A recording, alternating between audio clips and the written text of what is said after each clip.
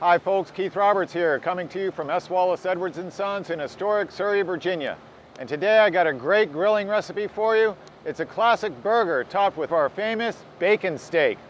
Now our ingredient list is really quite simple on this one. I have 2 8-ounce ground chuck patties, some fresh sliced heirloom tomatoes, Vidalia onion, and we're going to finish the burger off with some of our 1/4-inch thick sliced bacon steak. Alright, so since our burgers are on the large size, a full 8-ounce ground chuck patty, I'm going to go ahead and get those on the grill first. Now one of the reasons I prefer using ground chuck over a basic ground beef, just think it has a little bit better flavor profile and you can get a little bit more fat in it. And fat really does bring flavor to your burgers. Most people tend to do a lot of flipping. In all honesty, you want to leave them on each side and really only flip them once during the entire cooking process. That means we're probably going to let these burgers cook for a minimum of 3 to 4 minutes to each side.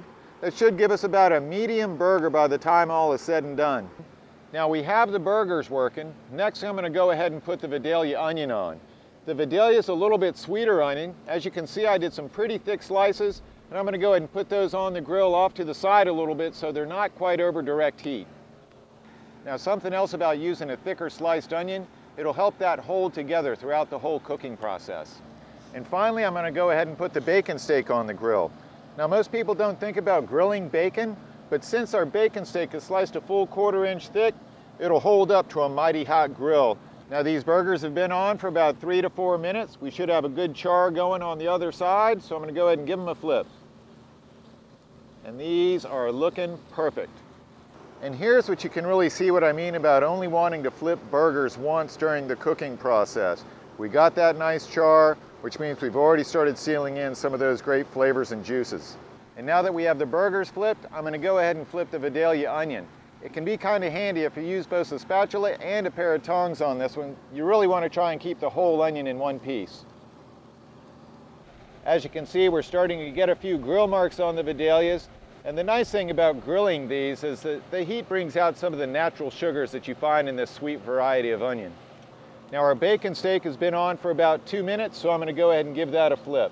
You can see we're starting to get some nice browning on there.